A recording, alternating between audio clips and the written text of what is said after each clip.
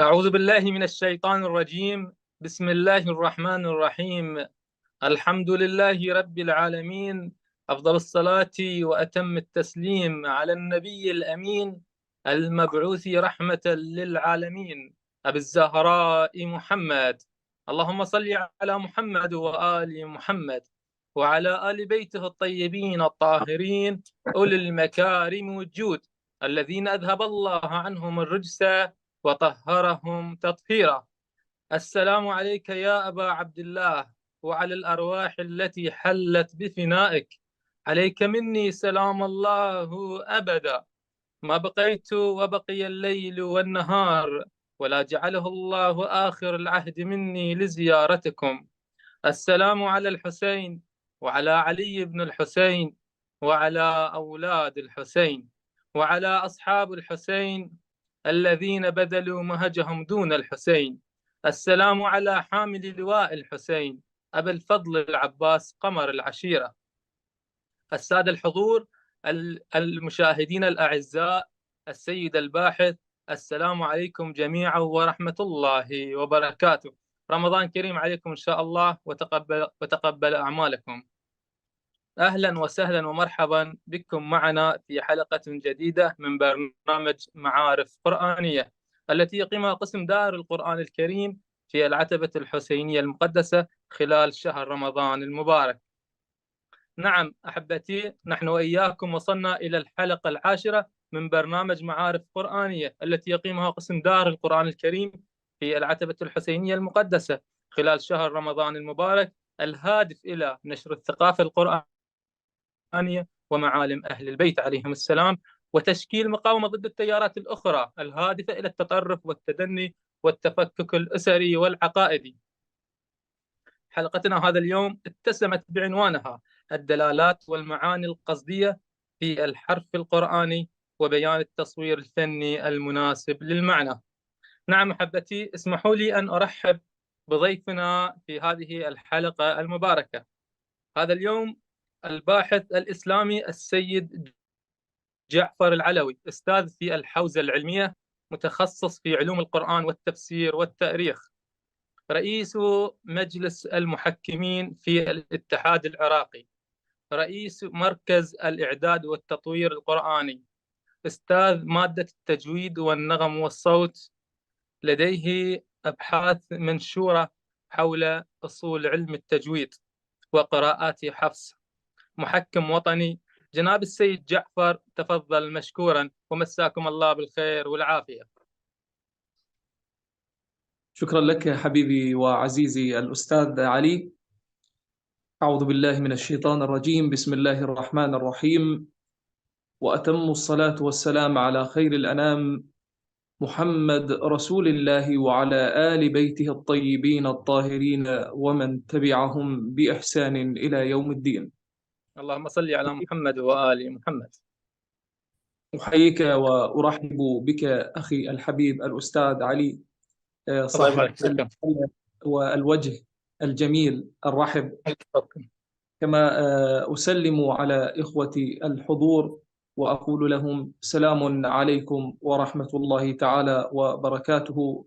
طبتم في هذه الأيام المباركة، إفطار شهي إن شاء الله وعمل مقبول بإذنه تعالى.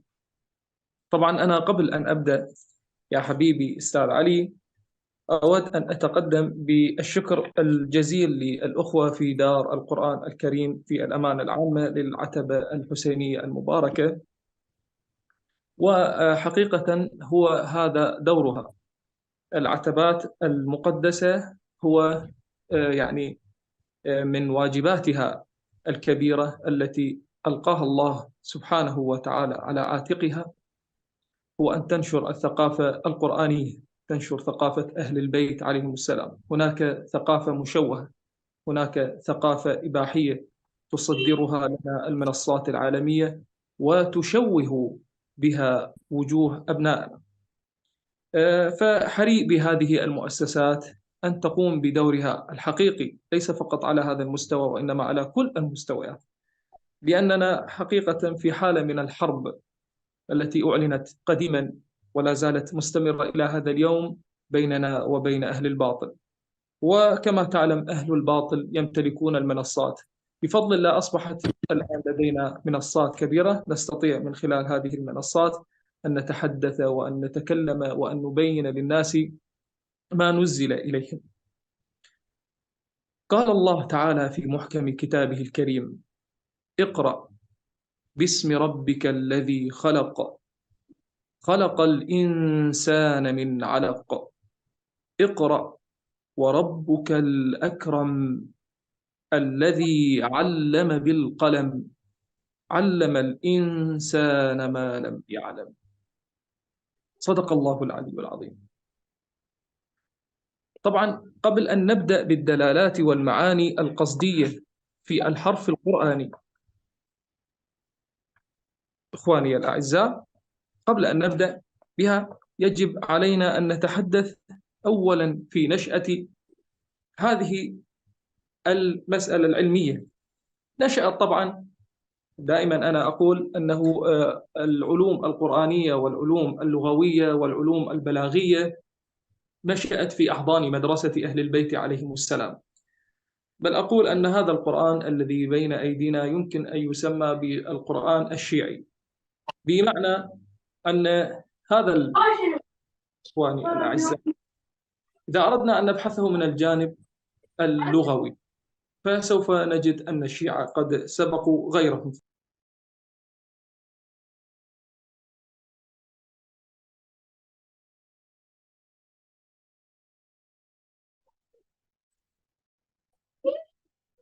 جناب السيد الصوت راح من يمك.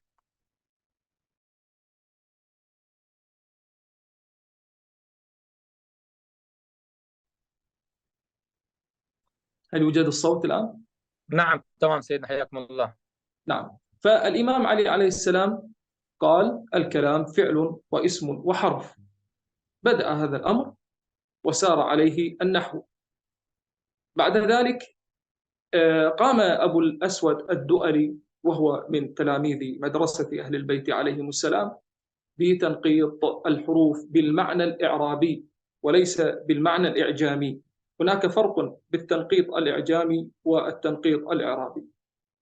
التنقيط الذي استخدمه أبو الأسود الدؤلي هو بمعنى الإعراب، يعني الفتحة والضمة والكسرة، وضع نقاط.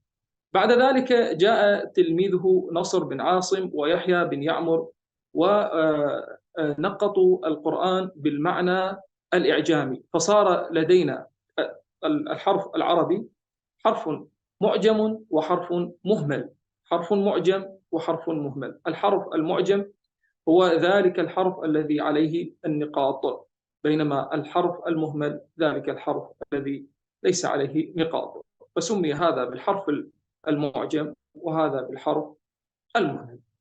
وكان العربي يستاء كثيرا إذا أرسلت إليه رسالة منقطة، يعتبر هذا من الإهانة أنه أصبح فارسيا أو أعجميا، فكان العرب لا يستسيغون الرسائل التي تنقط.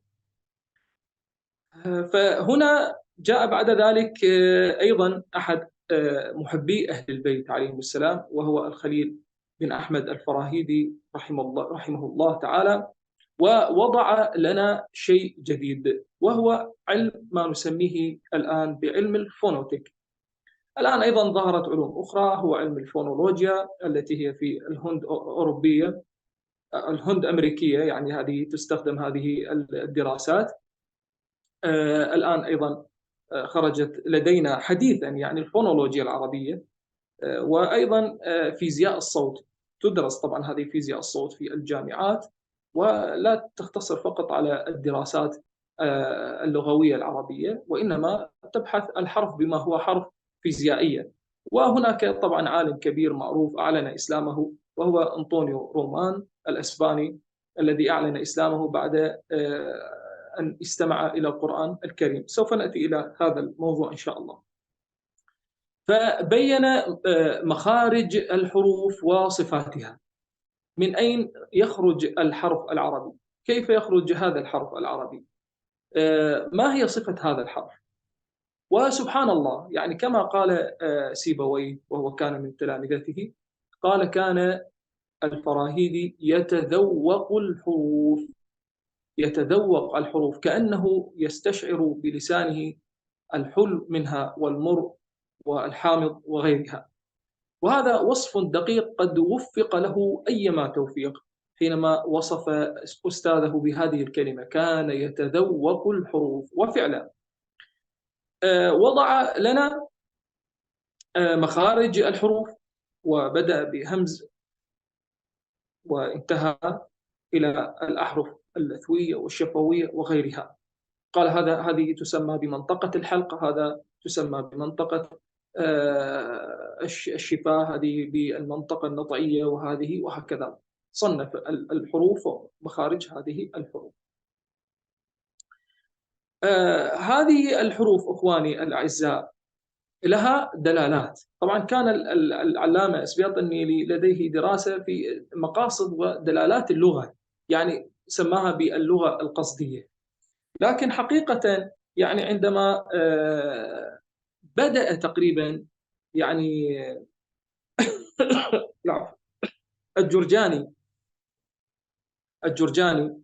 بدأ يعني بشيء نسبي يعني حتى السيوطي وغيره بدأوا بشيء نسبي من بيان يعني مقاصد الحرف العربي في القرآن الكريم. يعني هذا الحرف هل وجد بشكل اعتباطي أم أن له دلالة واضحة؟ لماذا جاء هذا الحرف دون ذاك الحرف؟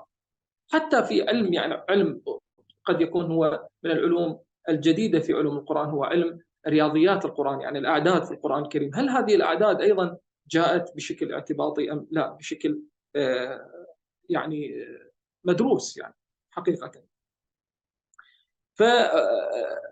فالجرجاني بدأ يعني بشيء نسبي، بعده يعني السيوطي وغيره يعني بدأوا يستخدمون أشياء جزئية من مفاهيم هذه الأحرف ودلالات هذه الأحرف وبيان هذه الأحرف في القرآن الكريم. وفقوا نسبيا إلى أن حقيقة جاء السيد قطب يعني في كتابه المعروف والمشهور هو التصوير الفني في القرآن الكريم. طبعا هذا الكتاب حقيقة ليست فيه المادة الكبيرة، يعني لأنه كانت بداية للرجل، لكن هو عنوان الكتاب التصوير الفني في القرآن الكريم تناول جزء من هذا الموضوع، هو التحليل النطقي للحروف.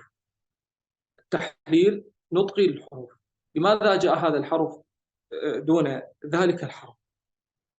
وقد يكون هذا يعني ليس مختصر فقط في اللغة العربية، وإنما قد يكون في غير اللغات، لكن أنا ليس لي علم باللغات الأخرى، لكن هذا ظاهر يعني وبين. هنا بدأ السيد قطب في التصوير وبينه، وقال التصوير، لا أعرف هل صوتي موجود أم لا. نعم دكتور، صوت موجود واضح. هو الأداة المفضلة في أسلوب القرآن، فهو يعبر بالصورة المحسوسة المتخيلة عن المعنى الذهني. يعني هذه الأحرف تعطينا تصور ذهني، بل تعطينا حتى لون الحادثة، شكل الحادثة. هذا كله جزء من أسلوب القرآن، وعن النموذج الإنساني والطبيعة البشرية، ثم يرتقي بالصورة التي يرسمها فيمنحها الحياة. يعني الكلمة هذا تعبير جدا جميل استخدمه، وهو أن الكلمة من خلال الأحرف تنبعث فيها الحياة، من خلال طبيعة الأحرف المستخدمة في ذات الكلمة ينبعث فيها نوع من الحياة، تحيا هذه الكلمة، تبقى فيها يعني روح أو الحركة المتجددة. فإذا المعنى الذهني هيأه وحركه، وإذا الحالة النفسية لوحة أو مشهد، وإذا النموذج الإنساني شاخص حي، وإذا الطبيعة البشرية مجسمة مرئية، فأما الحوادث والشواهد، وهكذا كثير من الحوادث التي سوف نأتي عليها سوف يتضح بيان هذه الأشياء. نذهب إلى الأمثلة التي استخدمها القرآن الكريم في الدلالات الصوتية.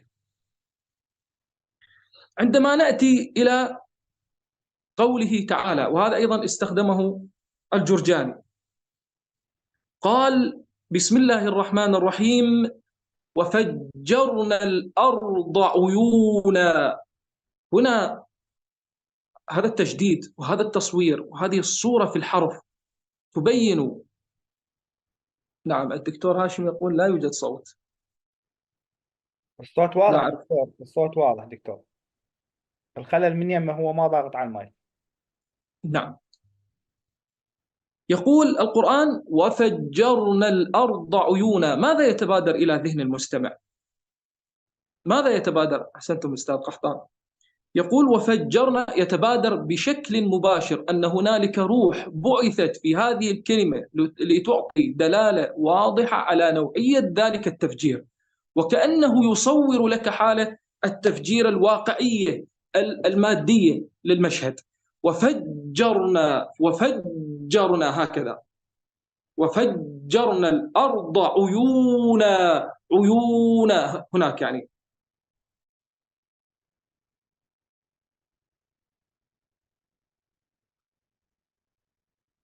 نأتي إلى الكلمة الثانية عندما يتحدث عن أهل الكهف.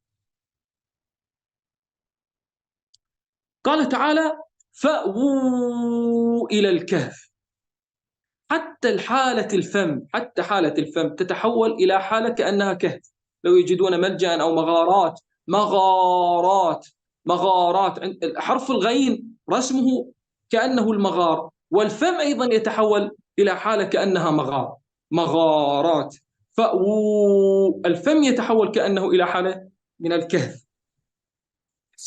وفي إشارة خفية أيضا، فأووا إلى الكهف.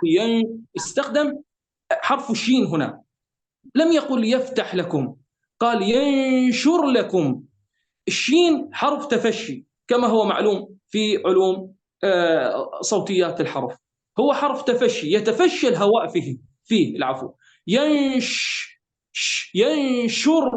حرف الراء حرف متكرر، يعني مجيء حرف الشين مع حرف الراء في كلمة واحدة، يعني اختيار دقيق جدا واختيار علمي جدا عندما يقول ينشر لكم ربكم من رحمته. حرف الهاء حرف لا يتوقف عند حدود لأنه حرف هوائي. فهذه الاستخدامات الدقيقة جدا في ذات الكلمة تبعث فيها روح المعنى والقصدية الحقيقية، يعني بما لا يقبل الشك. لذلك هذا الذي حقيقة استدعى الدكتور أعتقد محمد داوود، أعتقد هكذا اسمه، أنا ما أتذكره لأن قديما لما أرسلت كان في نيويورك، هو أحد أساتذة الأزهر، كان في نيويورك، طلبوا منه أن تكون قراءة القرآن ضمن مسابقات الأوبرا الصوتية. أتمنى يعني يكون هناك تركيز يعني دقيق على هذه الكلمات. فاتصل في الأزهر وطلب منهم، قال من نضع من القراء ضمن المسابقات الصوتية في مسابقة أوبرا للغناء؟ فاختاروا الشيخ الحصري. كانت الدرجة لأعلى الأصوات في غناء الأوبرا 80 درجة، بينما قراءة الشيخ الحصري كانت 100%، تفوقت على كل الصوتيات البشرية على الإطلاق. لماذا؟ لأنه كما يقول أحد الباحثين القرآن سلم موسيقي واحد لا يقبل الزيادة والنقيصة، وتفوقت كذلك أيضا في جهاز تحديد التون الذي استخدمه أنطونيو روما في أسبانيا. بعدها أعلن إسلامه كما بدأت في بداية كلامي، عندما أعلن إسلامه بسبب قراءة عبد الباسط. أخذ هذه قراءة عبد الباسط، أخذ الإسطوانات لقراءة عبد الباسط، وقراءة عبد الباسط هي كما تعلمون في حالة الترتيل قراءة انسيابية عالية الانسيابية. تعلمون هو يعني من أكبر القراء وأعلمهم في مخارج الحروف وصفاتها، وهو القارئ الوحيد الذي يستخدم عادة قاعدة النبر الصوتية في حالات التجديد الصوتي. استمع إلى أول قراءة، إلى ثاني قراءة، إلى ثالث قراءة، إلى رابع قراءة، إلى خامس قراءة، أكمل القرآن كله، وتبين أنه لا يوجد ولا خطأ واحد في القرآن الكريم من الناحية الصوتية، وهذه بحد ذاتها معجزة.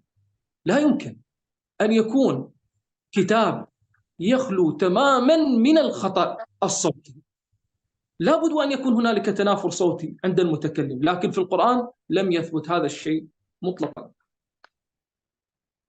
يتحدث القرآن هنا عن قطعت لهم ثياب، عن أهل النار، يقول قطعت. هنا الطاء إخواني الأعزاء أستاذ علي، الطاء قطعت، هي بحد ذاتها قطعت الطاء بالتشديد، فالقرآن استخدم هنا هذه الكلمة قطعت لهم ثياب، فاستخدم، ما قال مثلا خلق لهم جعل لهم كذا، لا، استخدم هذه المفردة تحديدا قطعت. فهنا التصوير يناسب تماما معنى التقطيع. الحرف أيضا هو انقطع صوتيا، لم يجري الصوت معه، انقطاع جريان الصوت في الحرف عندما شدد.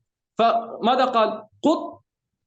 قطعت، وهذه الكلمة تناسب عملية التقطيع حرفيا. أيضا القرآن يقول واشتعل الرأس شيبا، أيضا هذا حرف الشين، حرف تفشي، حرف انتشار، يبين عملية الاشتعال. يقول القرآن مثلا في سورة الناس قل أعوذ برب الناس ملك الناس إله الناس من شر الوسواس الخناس الذي يوسوس في صدور الناس من الجنة والناس. كل هنا هذه السورة عبارة عن سين. السين هو كما هو معلوم حرف ضعيف، وهو حرف مستفل، بالإضافة إلى أنه حرف همسي، حرف همسي. هذه السورة تنتهي بماذا؟ قل أعوذ برب الناس ملك الناس إله الناس من شر الوسواس الخناس الذي، هاي العلة، يوسوس في صدور الناس. صاد سين صاد سين صاد سين، والصاد والسين هي من أحرف الوسوسة، حرف صفير. فكيف يبعث الحياة والروح في الكلمة؟ يبعثها من خلال الدلالة القصدية في استخدام المفردات الأحرف في ذات الكلمة فتنبعث فيها. نأتي إلى الكلمات الأخرى. طبعا ما أعتقد راح يكفينا الوقت، لأن هو عندنا مواضيع يعني بصراحة ما يعني بعدنا ما متحدثين بها، وهي التحليل الحسي والجسمي ولبناء الكلمة. يظهر أنه إحنا ما راح نسوي شيء اليوم.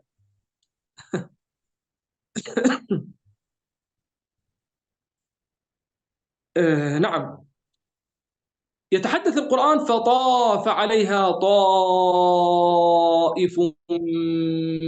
من ربك. الله يحفظكم شيخنا العزيز الدكتور خير الدين. فطاف عليها، هنا استخدام المفردات. طبعا إخواني الدارسين للتجويد يدركون ماذا أتحدث تحديدا عندما أتحدث عن الصفات والمخارج وبيان الحرف.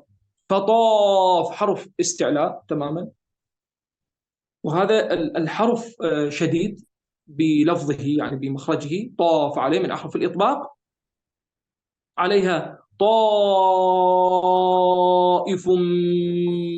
من ربك، فيها إدغام، وهذا الإدغام نون مع الراء يسمى هو الإدغام التام بلا غنة، يعني إدغام سريع جدا. أسرع الإدغامات هو هذا الإدغام عندما يكون من دون فاصلة. طائف سريع، طائف من ربك وهم نائمون، هذا أيضا في نوع من التصوير. أيضا يقول القرآن اشتدت به الريح، اشتدت به الريح، أحرف همسية يبين عملية الاشتداد. والتاء هو حرف شديد، سبحان الله، هو بحد ذاته حرف التاء يحتوي على صنفين من الصفات، حرف شديد وحرف مهموس. فيقول اشتدت به الريح، هكذا. هذه أيضا تبين عملية، كأنه يصور لك عملية الريح والاشتداد العاصف. سبحان الله، يا لها من دلالات ويا لها من يعني حقيقة معاجز صوتية. لا يمكن للنبي محمد صلى الله عليه وسلم. نحن يعني درسنا الحديث والسنة النبوية، لا يمكن أن نقارن حديث النبي صلى الله عليه وآله وسلم ولا 1% مع القرآن الكريم. كما تعلمون أن نهج البلاغة هو يعتبر يعني الأفصح على الإطلاق، كما يعني بينه أحد المستشرقين وكذلك ابن أبي الحديد المعتزلي، أنه فوق كلام المخلوقين ودون كلام الخالق. مع ذلك لا يمكن أن يصل نهج البلاغة ولا لشيء من القرآن الكريم. هناك انسيابية عالية. أنا الآن أتابع الغربيين الذين أعلنوا دخولهم إلى الإسلام، يتحدثون كلهم تقريبا عن الانسيابية العالية في الصوت القرآني. يقول هناك لغة فيها انسيابية عالية جدا غير متخيلة. يعني اليوم أحد المسيحيين قال أنا خلص بعد انتهت التوراة ما أسمع ما أقرأ للتوراة. ما هو السبب؟ قال هناك انسيابية عالية في القرآن. هذه الانسيابية العالية في القرآن ما جاءت بشكل عبثي، لا، هناك قصد في الأحرف، في الكلمات، في المعاني، في الاختيارات. حتى يعني لو انتبهنا مثلا نأتي إلى كلمة وليتلطف في القرآن الكريم. وليتلطف هذه نصف القرآن جل جلال الله. هذه الكلمة جاءت في توسطت القرآن من الجانب الأيسر ومن الجانب الأيمن. وسط هذه الكلمة اللي هي نصف القرآن هي اللام، حرف اللام. وحرف اللام في علم التجويد هو حرف توسط. هذه اللام التي جاءت في سورة الكهف هي نصف القرآن من الجانب الأيمن ومن الجانب الأيسر، وصفتها في علم التجويد هو حرف توسط. أكد عليه هاي القضية، هو حرف توسط القرآن من الجانب الأيمن ومن الجانب الأيسر. سبحان الله العلي العظيم. قل لو كان من عند غير الله لوجدوا فيه اختلافا كثيرا. والله لو كان هذا القرآن لديه يعني لسان وينطق مع الناس ماذا سوف يكون؟ سبحان الله. هذا القرآن يعني أدهش العالم، أدهش العالم. يعني يوم أمس أحد أشهر الشخصيات الطبية في العالم في علم الجينات الوراثية أعلن إسلامه. ما الذي دعاه لدخول الإسلام؟ إخواني الأعزاء، القرآن هو الذي يكافح وينافح ويدافع عن ذاته، ليس بحاجة إلينا. كونوا على ثقة، لا يوجد أحد يستمع إلى القرآن ولم يخشع قلبه. هذا القرآن هو ينطق عن ذاته، هو يتحدث عن ذاته، هو يبين معانيه ومقاصده.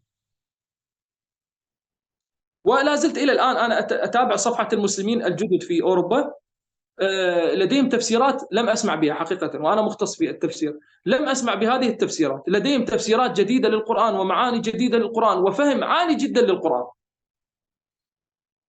وكما تعلمون خلال أحداث غزة تقريبا بيعت 6 ملايين نسخة في الغرب من القرآن الكريم. هنالك يعني انتشار القرآن الكريم بشكل كبير جدا. إخوان، هذا الانتشار الكبير يعني ما جاء هكذا يعني من دون أسباب. هناك أسباب وتدخلات إلهية عالية. الغربيون العفو فيهم نسبة عالية من الذكاء والمعرفة. كل الأشخاص الذين يدخلون للإسلام الآن إخوان كلهم أصحاب شهادات عليا، كلهم أصحاب شهادات عليا. يعني عندما يقرأ القرآن يعلن إسلامه. ما هو السر في هذا القرآن؟ هذه واحدة من معاجز القرآن الكريم التي نبينها للأخوة المستمعين.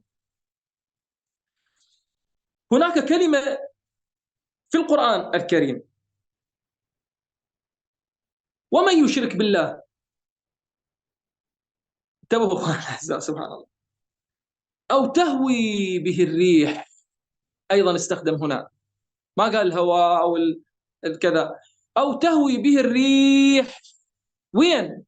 في مكان سحيق. هذا حرف القاف كانها تبين السقوط. شلون سقوط؟ ايش خلينا نعبر عنها. شو جميله هاي الكلمه، والله كلمة جميلة سبحان الله. يعني أو تهوي به الريح في مكان سحيق، حرف ضعيف. بعدين ما هذا الحرف الضعيف شلون نقول هيك الكلمة سحيق تبين سقوطه بحالة انفجارية، تبين سقوطه في حالة انفجارية. يا الله يا الله. سبحانك ما أعظمك يا رب، سبحانك ما أعظمك. أيضا استخدم القرآن كلمة مرعبة هي بحد ذاتها تحتوي على رعب. سنلقي في قلوب الذين كفروا الرعب. كلمة منفرة، كلمة فيها خوف، كلمة جافة، أحرفها مو متقاربة. سنلقي في قلوب الذين كفروا الرعب. حتى في لفظها احنا الآن غير مجودين يصعب علينا لفظها، يصعب علينا لفظها. هي مرعبة، قلقة، حرف بأحرف قلقة مضطربة. هذه بين حالة الخوف وغيرها. وهنا لم يستخدم القرآن الخوف، لم يقل سنلقي في قلوب الذين كفروا الخوف. خوف كلمة يعني لا تبين المشهد، لا تصور المعنى، وإنما استخدم سنلقي في قلوب الذين كفروا الرعب، أكثر فيها دلالة.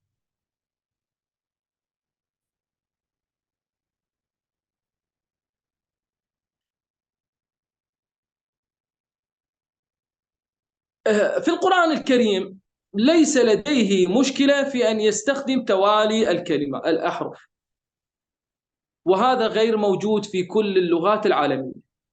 توالي الأحرف في اللغة يعتبر خطأ ويعتبر أمر ممجوج ومرفوض تماما، إلا في القرآن الكريم.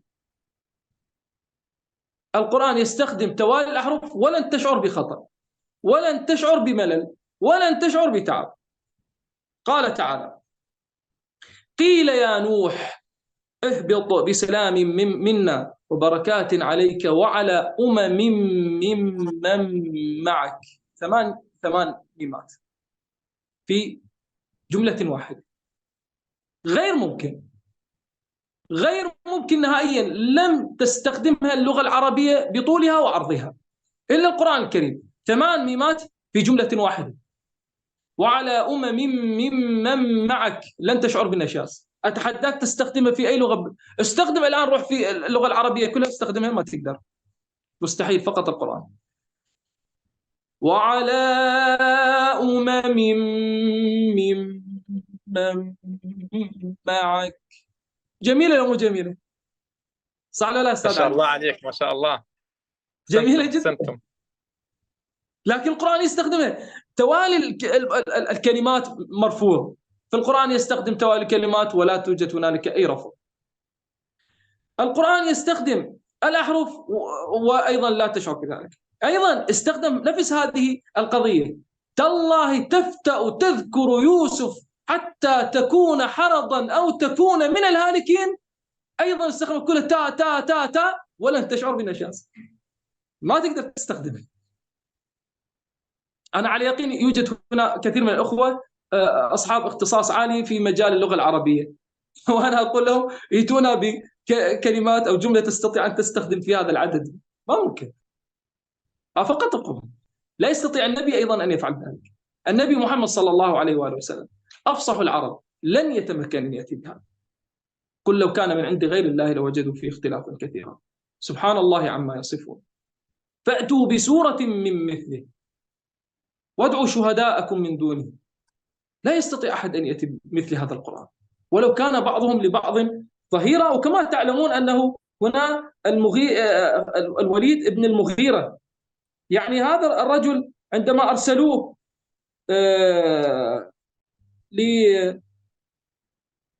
أرسلوه لكي يعني يفهم ماذا يتكلم النبي صلى الله عليه وسلم، فاستمع إلى القرآن وكاد أن يصبأ. وهو عمليا هناك رواية أنه صبأ وأسلم، ولكنه ارتد بعد ذلك. ارتد عن إسلامه عندما جاءه رجل وقال: أكفر وإثمك في رقبتي، وأعطاه بعض الدنانير وكفر. الوليد بن المغيرة هو والد خالد بن الوليد كما تعلمون.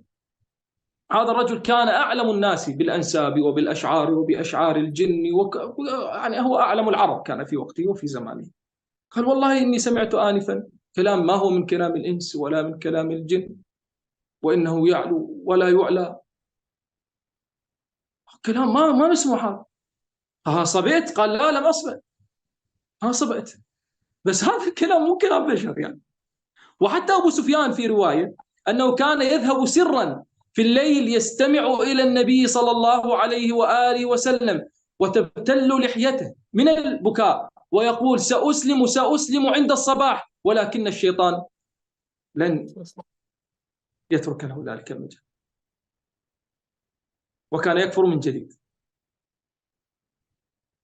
لكن المفاجأة الكبيرة ما هو الصوت الذي كان يقرأ به النبي صلى الله عليه وآله وسلم. الله. حفيده الإمام زين العابدين عليه السلام كان يقرأ ويقطع الطريق على السقاة، فذهبوا يشتكونه إلى أمير المدينة: يا أمير المدينة امنع زين العابدين من القراءة، فقد قطع الطريق، انقطع الطريق، بعد ما حد يقدر يمشي. السقاة يجون يمشون، يوقف يسمع زين العابدين، يوقف بعد ما يروح يدرس ماء، خلاص بعد صوت يأسره. وفعلا الصوت الحسن والجميل يأسر الإنسان، وهذا ما يعني ذكرت لنا بعض المصادر التاريخية عن الله يحفظكم دكتور، الله يحفظكم دكتور محمد، ما ذكره عن نابليون بونابرت عندما ذهب إلى مصر ودخل إلى منطقة الجيزة، سمع شخص يقرأ القرآن. هذه أتمنى أن تكون يعني عبرة أن هذه القصة، وإن كانت كل قصص نابليون هي عبر يعني. دخل إلى مصر إلى الجيزة فاستمع إلى رجل يقرأ القرآن بصوت عذب: بسم الله الرحمن الرحيم الحمد لله رب العالمين الرحمن الرحيم مالك يوم الدين. استمع إلى هذا. أسر الرجل. ما شاء الله أحسنتم، طيب الله أنفاسك. الله يحفظكم أستاذ علي. أسر الرجل فأعطاه درهم بسيط يعني. استمع إلى رجل يقرأ القرآن بشكل نشاز جدا يعني قبيح، صوت قبيح جدا، فأعطاه دينار. فالمرافق قال: يا أمير أعطيت هذا دينار وهذا درهم، كان الحري بك أن تعطي صاحب الصوت الجميل أكثر. قال: لا، هذا كاد أن يدخلني إلى الإسلام بصوته الجميل، وهذا أخرجني من الإسلام. هذا يجي يدخلني إلى الإسلام، هذا خرجني من الإسلام. فالصوت الجميل أكيد له دلالات كبيرة ومعبرة أيضا، هو ضمن سياقنا في الحوار، لكن لم يتسع. طبعا ما هو السر هنا؟ احنا لازم نسأل زين، لازم أكو سر، لابد وأن يكون هنالك سر حقيقي في اختيار القرآن الكريم لهذه التعبيرات. هذه الدراسة قام بها الدكتور عبد الصبور شاهين رحمة الله عليه، هذا العلام الكبير، وللأسف الشديد والله ما كنت أختار له هذه الخاتمة المؤسفة أن يتدخل في الأمور الطائفية ويخرج على قناة مستقلة يتحدث بها في قضايا الشيعة والسنة. أما كنت أتمنى لهذا العلامة الكبير والإمام الجليل في اللغة أن ينحدر إلى هذا الخطاب بين الشيعة والسنة، بين الأمور الطائفية. يبقى أنت لك أثر كبير جدا في عالم اللغة. هذا الرجل العلامة الكبير عبد الصبور شاهين، وأيضا له حتى دراسات في مواضيع القراءات وغيرها، وخرج لنا تخريجات عظيمة كبيرة فيما يتعلق بالدراسات للقراءات، فيما يتعلق بالقراءات. احنا قام الدكتور عبد الصبور شاهين في وجود سر عجيب في القرآن الكريم اخواني الاعزاء، وهو ان القرآن الكريم لو اخذنا تاج العروس، تعرفون تاج العروس هو من اكبر كتب اللغة، استخدم القرآن 15% فقط من تاج العروس، هو 85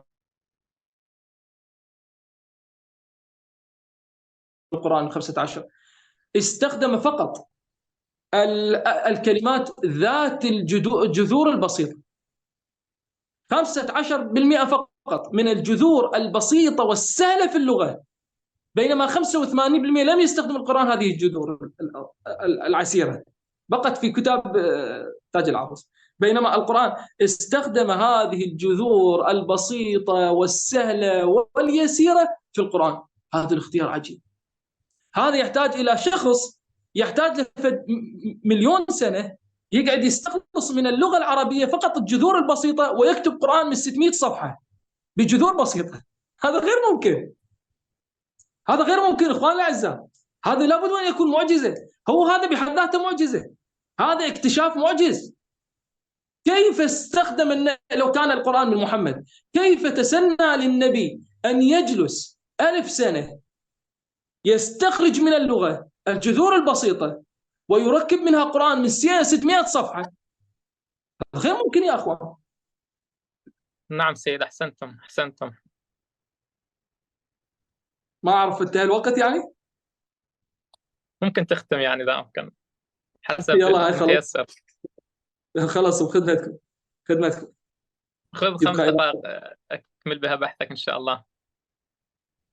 نعم، فهذا يعني حبيت أؤكد عليه أستاذ علي، ألا وهو حقيقة يعني أنه كيف استطاع لو كان القرآن من محمد، يعني يحتاج له 1000 سنة يجلس بمفرده ويستخدم من اللغة الجذور السهلة واليسيرة ليكتب منها 600 صفحة، وهذا غير ممكن يا أخي العزيز. هذا بحد ذاته لو أردنا أن نبينه للناس ونشرحه للناس هو دليل على إعجاز القرآن الكريم بدون نقاش، يعني بدون نقاش هو دليل على إعجاز القرآن الكريم. طبعا هواي كلام أستاذ علي، وأترك المجال للأخوة حقيقة إذا كان لديهم أسئلة أو كذا، يعني كن بخدمتهم إن شاء الله. شكرا لكم جناب السيد جعفر العلوي، وشكرا لكم كثيرا على هذه المحاضرة القيمة حقيقة. يعني أشوقتنا، وإن شاء الله نضع لكم في هذا البرنامج محاضرة أخرى لتكمل بها بحثك بإذن الله تعالى. شكرا لكم جناب السيد جعفر العلوي على هذه المحاضرة التي جاءت ضمن سلسلة محاضرات برنامج معارف قرآنية الهادف إلى نشر الثقافة القرآنية ومعالم أهل البيت عليهم السلام من خلالكم الباحثين ضيوفنا في هذا البرنامج. أنتم أصحاب العلم والمعرفة خلال شهر رمضان المبارك. نعم أحبتي الحضور، يمكنكم الآن طرح أسئلتكم من خلال الضغط على علامة المايك.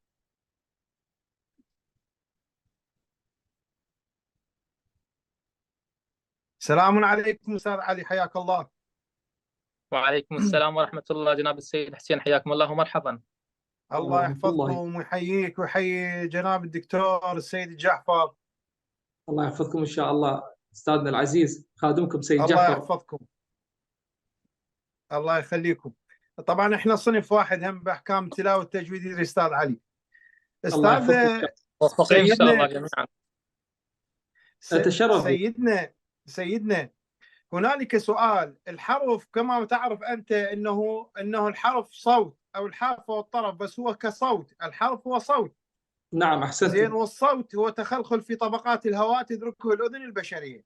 نعم هذا التعريف. أحسنتم. ماذا تقول في الحروف المقطعة في القرآن الكريم؟ أنت شرحت موجز صوري مثل ما يقولون عن الكلمات التي توجد في القرآن، ورسمتها رسما الشين كهمسها وتفشيها وكذا. ماذا تقول في الأحرف المقطعة في نعم. القرآن الكريم؟ هل هي من الإعجاز الإلهي أم هل لها تصور صوتي لديك ضمن كتاب أو حتى تشرح لنا إياه؟ شكرا جزيلا. خادم لكم. أنا طبعا فقط للملاحظة أنا لست دكتور، وإنما خادمكم الصغير جعفر العلوي. العفو. الله يحفظكم إن شاء الله. طبعا فيما يتعلق بالأحرف المقطعة، هناك دراسة كندية أجريت على سورة مريم، وهي تم بيان شيء كبير جدا في الدلالة الموسيقية في سورة مريم. كما تعلمون أنه سورة مريم هي سورة نعبر عنها يعني سيمفونية القرآن، لأن هناك شيء جميل جدا فيها.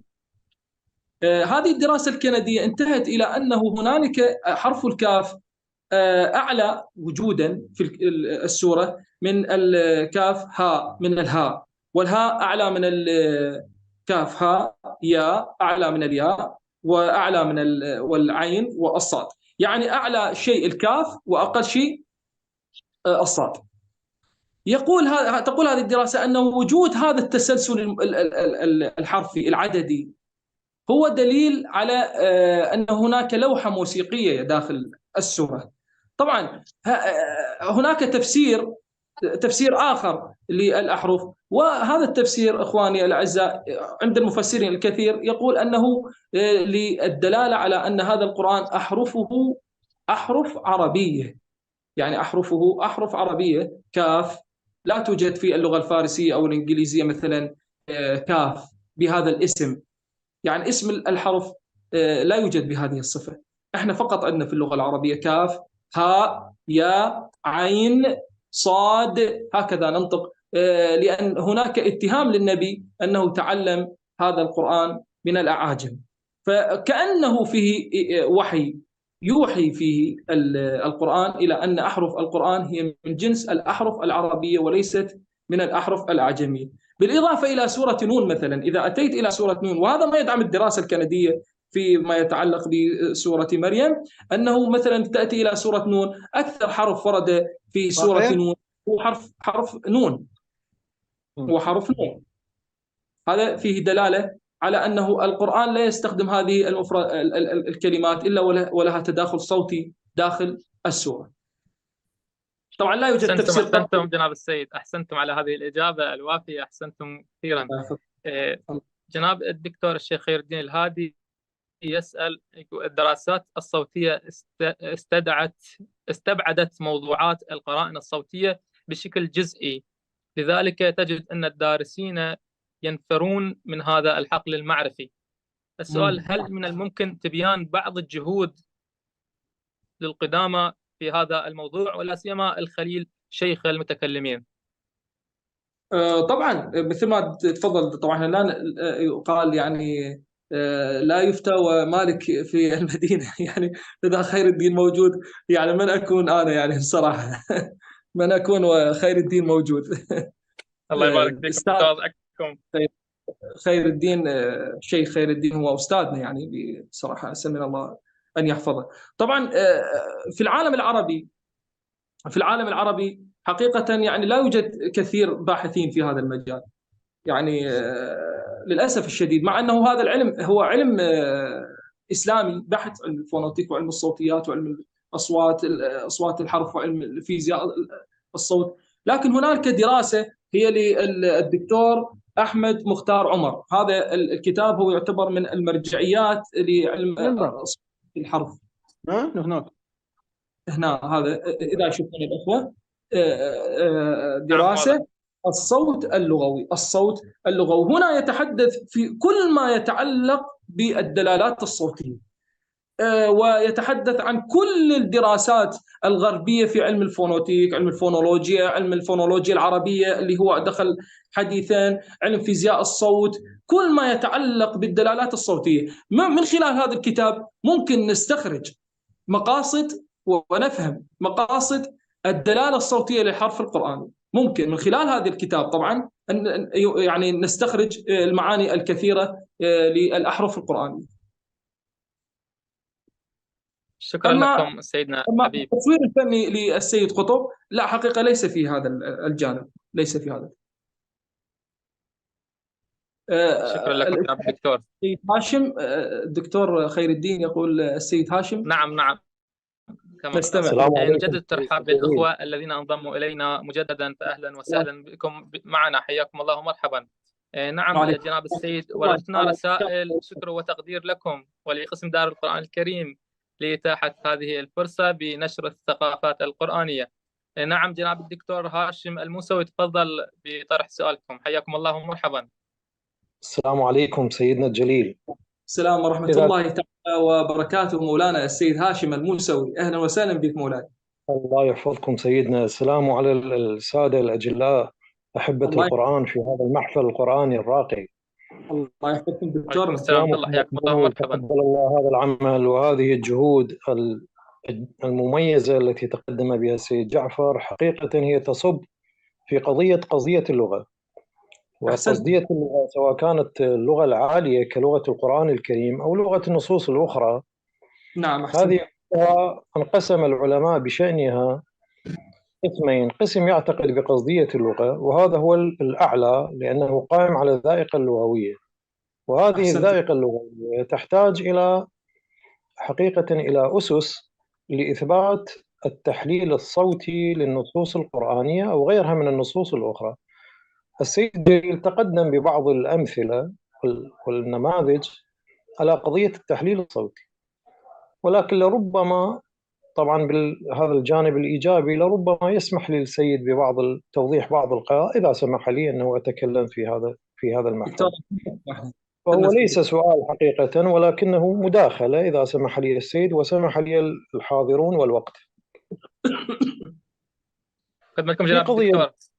أحسنت. في قضايا التحليل الصوتي نحن نحتاج حقيقة إلى جانب مهم وإلى معرفة جانب مهم. التحليل الصوتي كما يعرفه اللغويون هو عملية تكثير الاحتمالات وإقامة البراهين على صدق القضية مع عدم التكلف، لأنهم يحذرون كثيرا من قضايا معينة قد تقودنا إلى التكلف. في بعض ما سمعت من المحاضرة هذا التصوير كأنما تصوير انطباعي يذهب إليه الباحث فيوظف اللفظة بحسب الأصوات، والحقيقة أن التحليل الصوتي لا يقوم على صوت واحد، يعني لا يقوم على الطاء المشددة في قضية قطعت، ولا يقام على صوت واحد. التحليل الصوتي الفونولوجي والفونيتيك للصوت قائم على التشكيل الصوتي. لابد أن نأخذ النص، نعرف مناسبة النص، ثم نحلل هذه الألفاظ التي وردت فيه، يعني في قضية يوسوس، في قضية الوسواس، هذه المقاطع الصوتية يجب أن توظف ضمن التشكيلة الصوتية بنية الكلمة، ثم أخذها ضمن التشكيل الصوتي لبنية النص المتكلم فيه. أما قطع صوت من الأصوات ومحاولة تصوير اللفظة بحسب هذا الصوت فلا أظن أن فيها دقة، وإنما هو تصور عندي أحاول أن أبني هذه الأصوات في ضوئه، ولذلك لا يعطي نتائج تامة. يعني في قطعت لو آخذ الآن فزعت، لو آخذ كذا قد لا يؤدي هذا الضغط على هذا المقطع الصورة التي أريدها، ولكنها صورة ذهنية في بالي.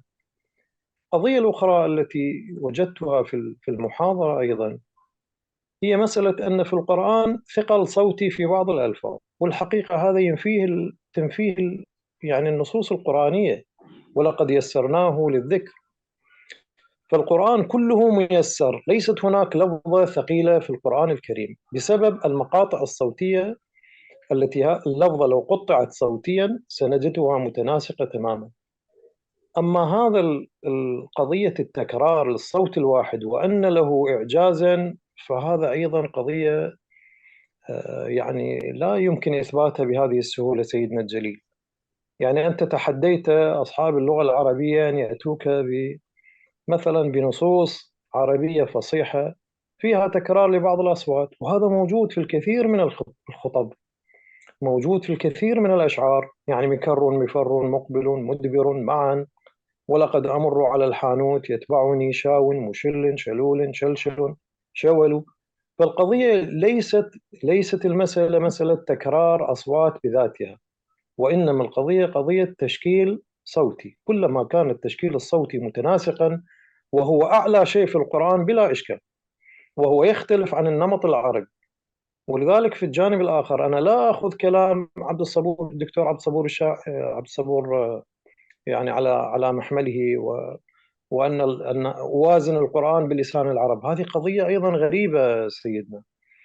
يعني أي مقارنة للقرآن الكريم بألفاظ اللغة العربية معناه إزراء ومعناه حط من يعني من لا أقول يعني، ولكنه كأنما هو يعني لا يناسب نصوص القرآن الكريم. نحن من المفترض أن القرآن الكريم له أسلوب خاص لا نوازنه بألفاظ اللغة العربية، وإلا لا يعني الموازنة ستنتهي بنتيجة سلبية حتما. يعني أرجو من السيد الجليل أن يعيد هذه القضايا في باله وأطلب منه مثلا أن يعود إلى كلمة ضيزى وما قيل في كلمة ضيزى لنرى تصور اللغويين في هذه المسألة وكيف وجهوها بقضايا الثقل الصوتي في القرآن، ويتابع هو هذا بحثه الجميل في مسألة قصدية اللغة ليرى أو ليثبت أن كلمة ضيزى هل مثل ما قالوا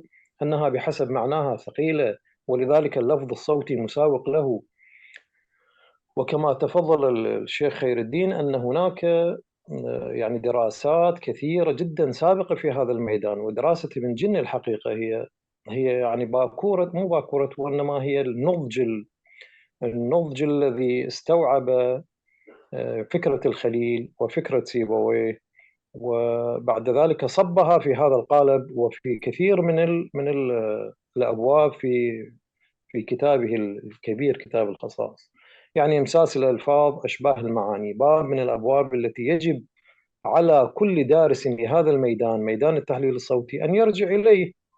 ومع ذلك أخذ على ابن جني أنه يتكلف في الصورة، فعندما مثلا يعود إلى كلمة بحث ويحاول أن يرسم هذه الصور التي أسمعها الآن، وأيضا يعود مثلا إلى شدة ويحاول أيضا أن يوظفها هذا التوظيف الصوتي، تجد فيها الكثير من التكلف. لماذا؟ لأننا عندما نسعى إلى الصوت المفرد لا نصل إلى نتيجة، ولكننا يجب أن نبحث عن التشكيل الصوتي. أطلت وأستميحكم عذرا، والسلام عليكم ورحمة الله وبركاته. جزاك الله ألف خير. وعليكم السلام، موفقين جناب الدكتور هاشم، الله يبارك فيكم.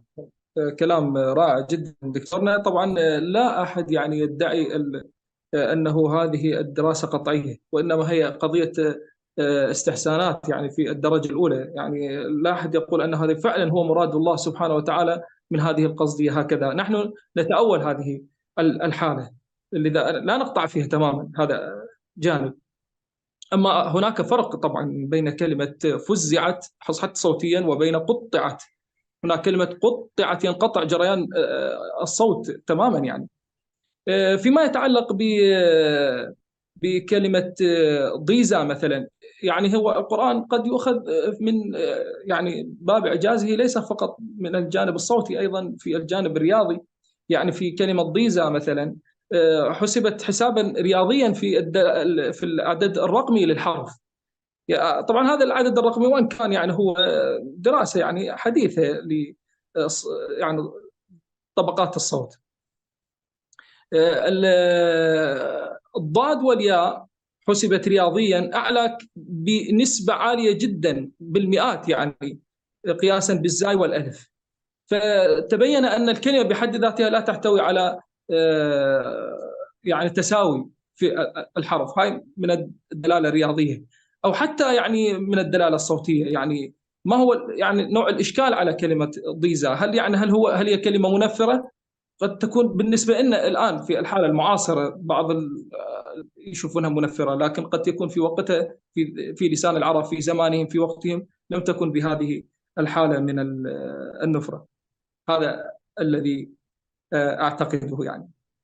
أحسنتم جناب السيد، شكرا لكم. طبعا الموضوع واسع والمحاضرة قيمة، والسادة الحضور لديهم أسئلة كثيرة لهذا الموضوع، ولكن الوقت أدركنا. وفي ختام هذه الحلقة إن شاء الله تعالى أتقدم بالشكر لله تعالى على نعمة القرآن الكريم. شكرا لكم جناب السيد جعفر العلوي الباحث الإسلامي، شكرا لكم السادة الحضور، شكرا لقسم دار القرآن الكريم في العتبة الحسينية المقدسة على إقامة هكذا برامج بها فائدة للمجتمع إن شاء الله تعالى. شكرا لكم، وانتظرونا في محاضرة أخرى من برنامج معارف قرآنية، وآخر دعوانا أن الحمد لله رب العالمين، وصلى اللهم على محمد وعلى آل بيته الطيبين الطاهرين. شكرا لكم أحبائي.